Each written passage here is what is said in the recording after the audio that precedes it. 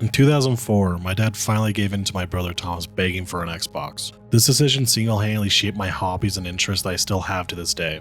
The first game we got was Halo 2. I remember fighting with my other brother Jack of who got the second controller so we could play the campaign together, and spent hours doing 1v1s with my older brother, teabagging me till I ended up rage quitting just to go watch Lord of the Rings on VHS. My brother ended up going semi-pro in Halo 3. I remember rather than him going to Hawaii with the family, he went to a competition in like Ohio or something, where I had a giant Mountain Dew bottle with free Mountain Dews and Doritos inside of it. It was sick. Ninja Before He Was Famous was even there, where he was known as the best Halo 3 FFA player. This guy's got his little bitch in here, man. Now you're dead, a little fucker. This was the start of a genuine passion for the medium.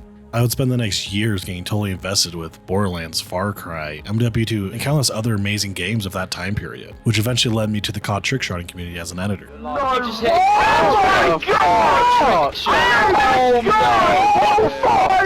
Where I made montages that would give people seizures on iMovie. I would come running to my brother saying, "You gotta watch this," and then show him some trash like this.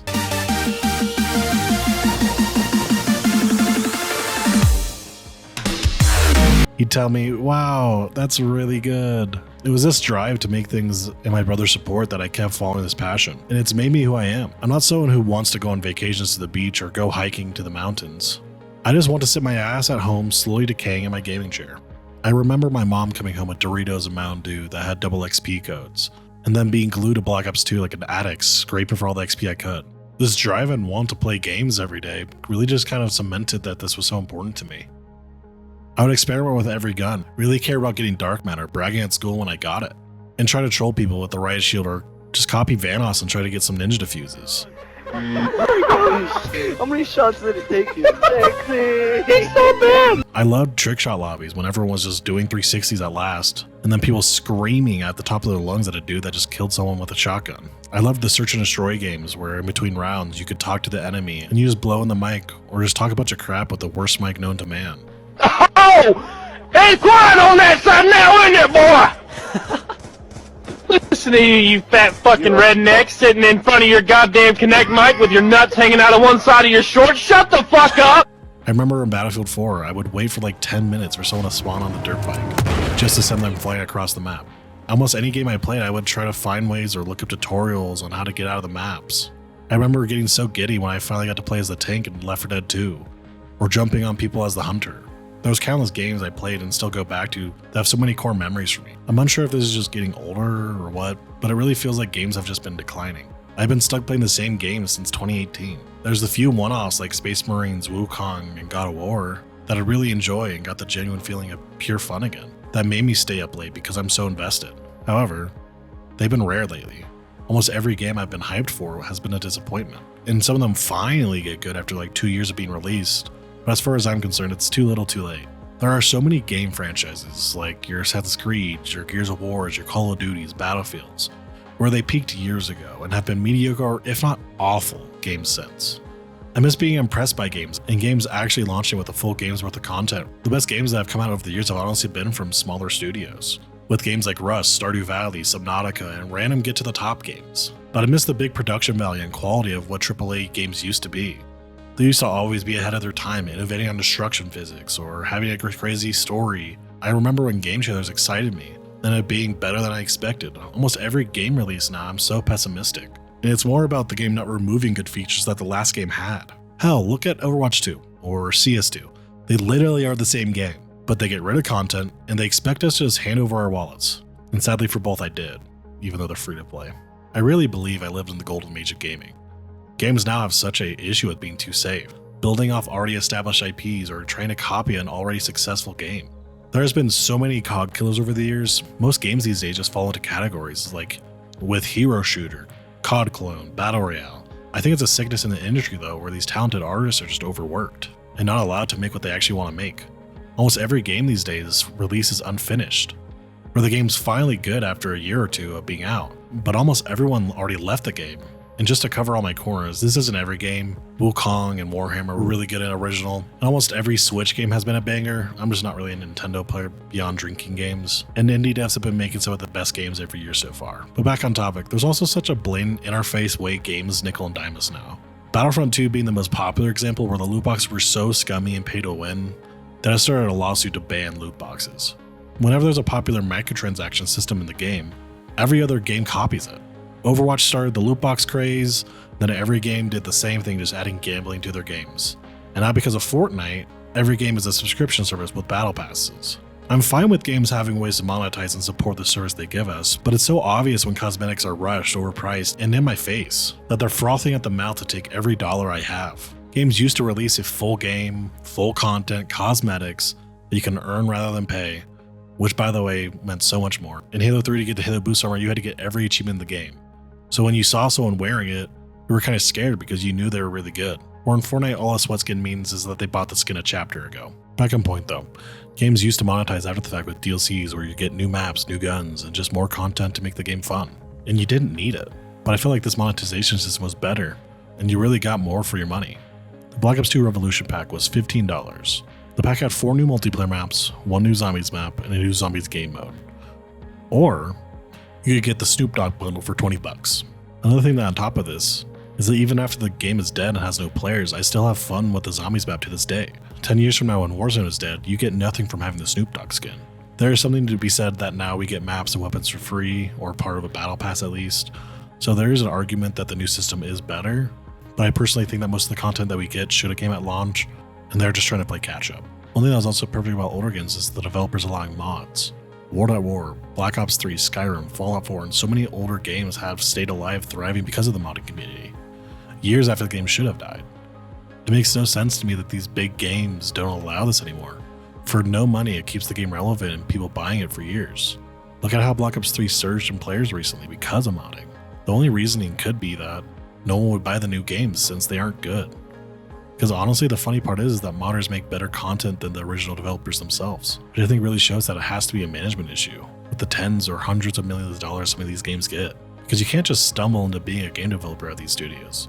They have to be mismanaged. I can't see so many talented game developers being that out of touch with their audience, and not making something that we actually want. It has to be an out of touch management that's more worried about delivery dates, not taking risks on new genres or ideas not already established, and how it's monetized. I also think these studios are overworked, not because they have to do it to keep their job.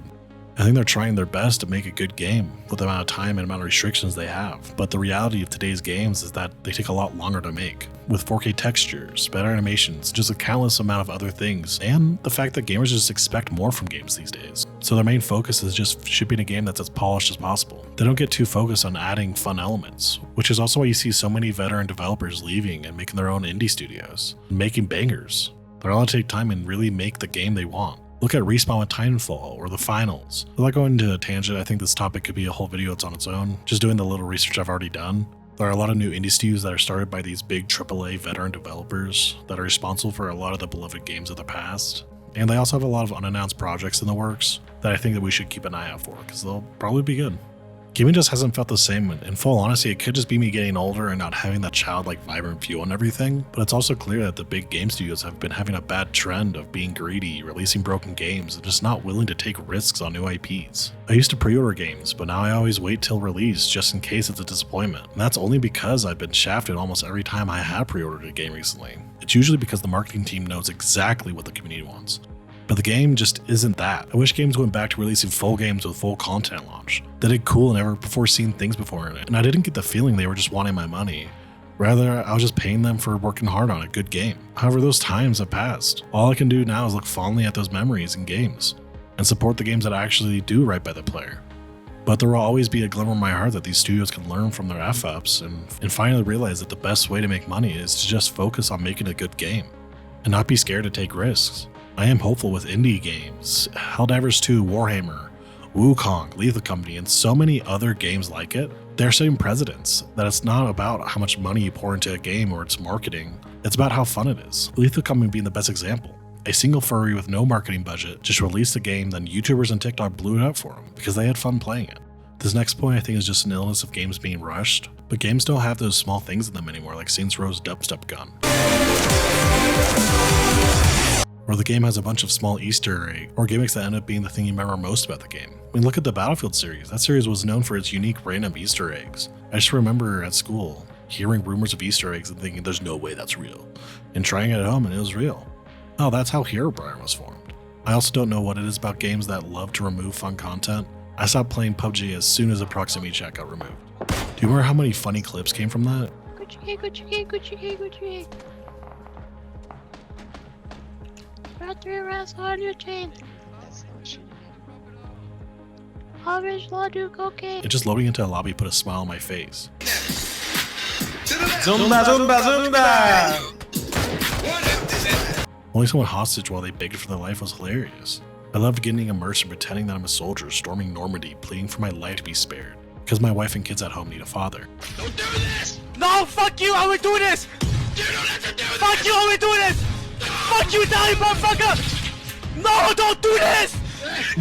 I think letting the community sculpt how the game is played is always best. It always feels like it's fresh with new glitches or strategies that adds fun gameplay. I mean, look at Battlefield 4, there's an entire community made of how you can launch vehicles with C4 and jump out of airplanes and get back in. With games now, especially Fortnite, whenever there's a fun glitch or movement tech, or just a fun strat in general, it gets patched out for balancing. And old games like Halo 2 were built off it. The whole multiplayer competitive scene was built off double shot and cool jumps. Mind you, Halo 2 wasn't supposed to be a competitive shooter, but with what the devs allowed, the biggest FPS competitive scene for the time erupted because they allowed things like double shot. And this also applied to single player. Can you imagine how different the community would be today if all the scarab glitches and ways to launch yourself were patched out? The speedrun would be so much slower if sword flying didn't exist. As these kind of things, if done today, would be patched out for balancing. I could be alone on this, but I think games are too competitive these days. When I want to play competitive, I play CSGO or Valorant. But when I play Battlefield or Fortnite, I just want to relax or play with friends. But I get penalized for being good with skill-based matchmaking and non-ranked game modes. I just F around zooming everywhere going 60-2 against bots. Then the next game, I get put against ultra sweats with no jobs, maxed accounts, and meta gun builds. I am fine with this to a certain extent. I don't think new players should be playing against veteran players, I get that. But it's also so harsh. In Fortnite, it literally takes one game till I'm competing for the World Cup. And when I got on that day, all I wanted to do was stay in a room and play music the whole game. This also comes with a major downside. If I want to introduce my friend to a new game, they have to play with my lobbies and get smoked. So they get wrecked and complain the game's bad and never play again. It's not even his fault, it's just the way it's designed. What the game community could actually use is a job-based matchmaking, where you put in your time stub and get put into lobbies with people with jobs. And to be fair to modern day games, there are so many sweats in games now that it almost ruins every multiplayer game I try to play casually. So it's not fully on the devs, honestly, it may just be us. I also think there's still a lot of original game ideas to be made. I think the horror genre is very popular right now and ripe for variations of it.